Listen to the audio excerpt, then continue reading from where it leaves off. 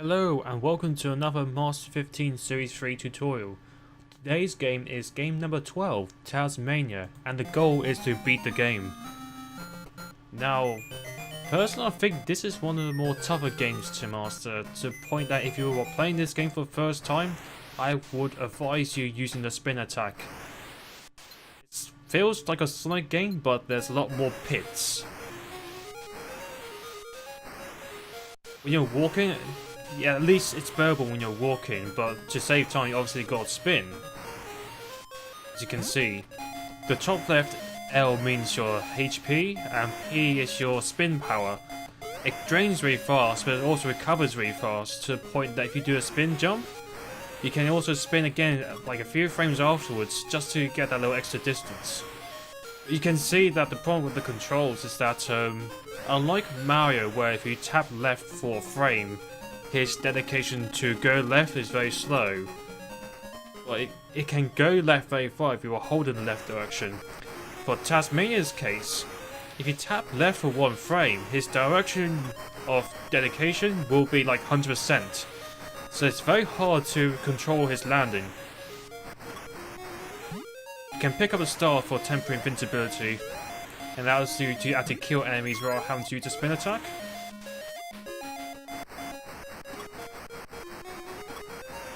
You can also mash the not B button, the 1 button to do those as mini spins.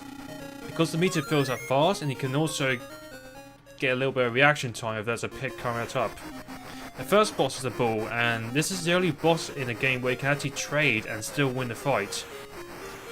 Just mash the attack button, and whenever the ball flinches, that means that's a hit confirm. Stage 2 Jungle. There's technically 15 levels overall, this is level 4 right now. Whenever you see a bomb, you can actually use a spin attack to get rid of it. And during the star animation, the star power-up I mean, it's also the only part where you can still take damage from bombs despite being invincible.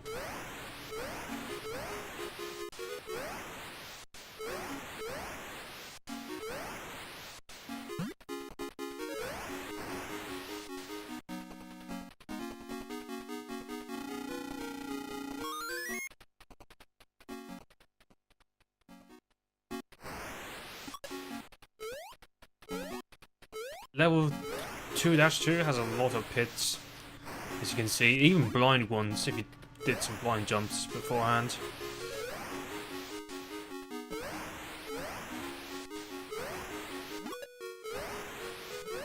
Sometimes actually getting hit on purpose is pretty ideal to have a full stop for a couple of frames.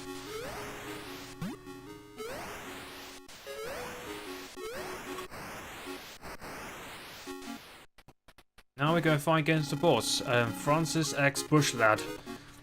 Now this boss, whenever you hit him, you should try and retreat afterwards. Do like some sort of horizontal free approach. Or do it like this. Trading does not work too well for any of the other bosses in this game, because they tend to have a lot more health. And Taz tends to take a little bit more damage, so trading is a bit risky. Stage 3-1, the cavern.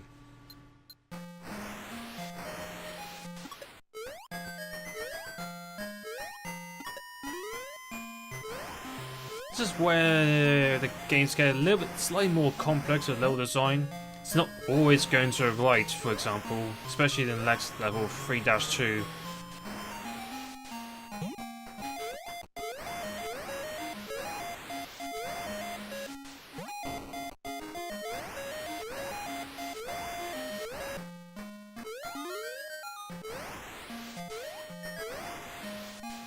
Oh yeah, the lava is instant kill as well. So this bit is actually very hard to do if you're trying to be spin heavy right here.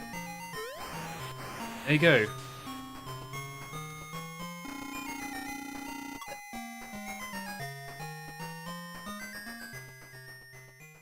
3-2. This is a level where you'll be going to the right, then going to the left, and then going to the right again. Also notice that his walking speed tends to accelerate to a slightly faster walking speed after a second, which can throw off people's timing sometimes if you lock and use the spins.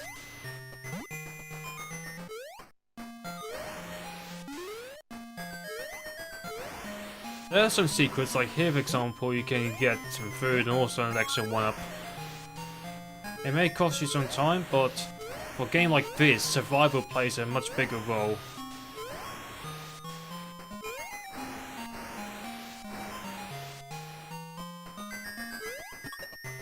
Yeah, as you can see, there's some evil blind jumps. Like, you could just drop down lower from the highest platform and then do a spin jump to get to the other side. So, 3 boss, it's Ball Gator. This boss is probably the toughest boss in the game. He launches double boomerangs, and you're more likely to get hit during the starting parts of his boomerang throws, but after the 2 boomerang throws, he's a bit more vulnerable. There you go. Actual Gator does not fight, he just picks up Ball Gator and runs off.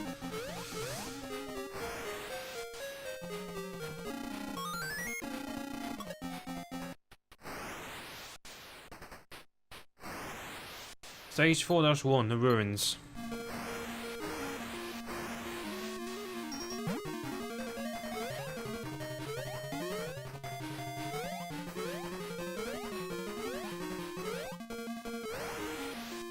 And yeah, going to the right does not progress you any further, you gotta go left.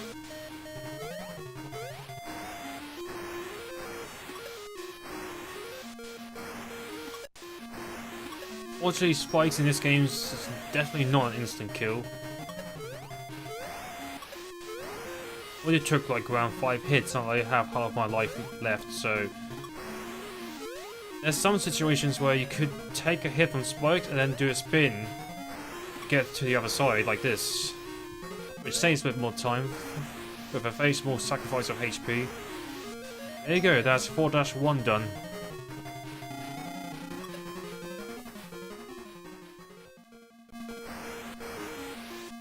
-2.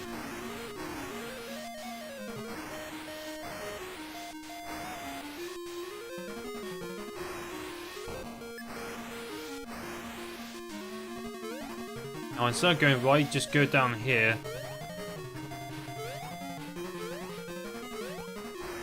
Don't do any spins here, just do regular walking and then jump over certain platforms.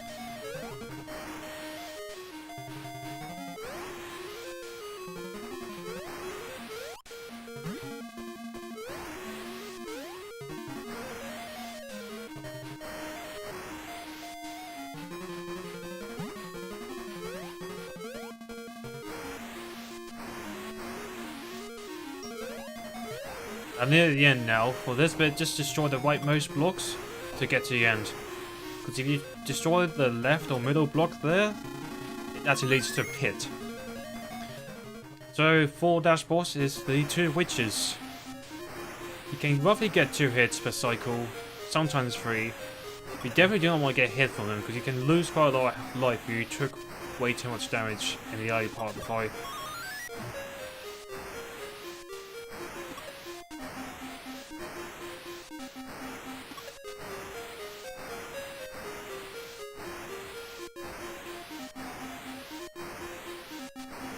Play safe, it's best to wait until the fireball's gone, then you can get at least 2 hits in.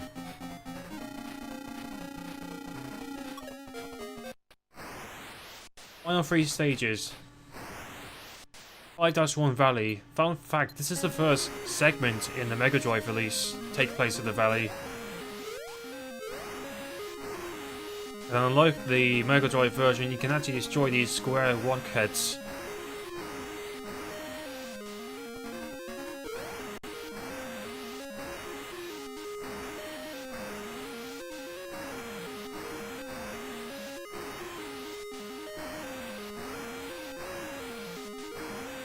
Yeah, most of these jumps is doable with a small spin. when doing regular jumping. You don't have to be like me, doing long spin jumps to get to the other side. You probably would if you practice this game a lot, but if you're playing this level or an entire game blind, it's best not to do what I'm doing right now.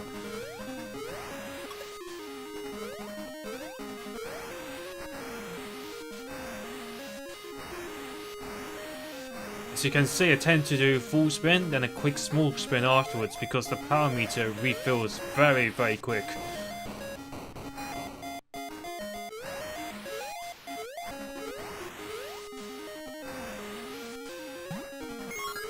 There's a one up there, which is pretty vital for the playthrough. There's another one here as well.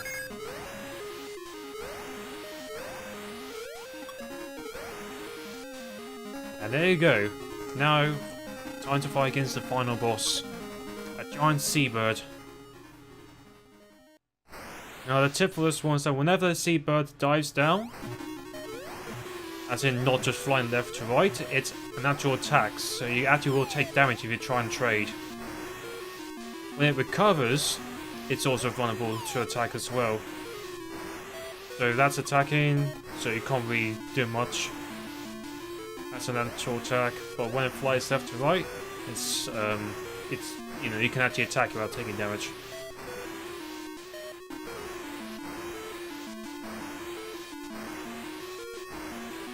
There you go. Flies off, and that is the end of the game. This is a game that's definitely requires a lot of practice if you're good at spin jumping. If you're not confident at all, especially just avoid using spin if possible. It does mean you're going to add up like a couple of more minutes to your timer, but you probably lose a bit more time if you're playing a bit reckless with the spin jumps and fall into pits.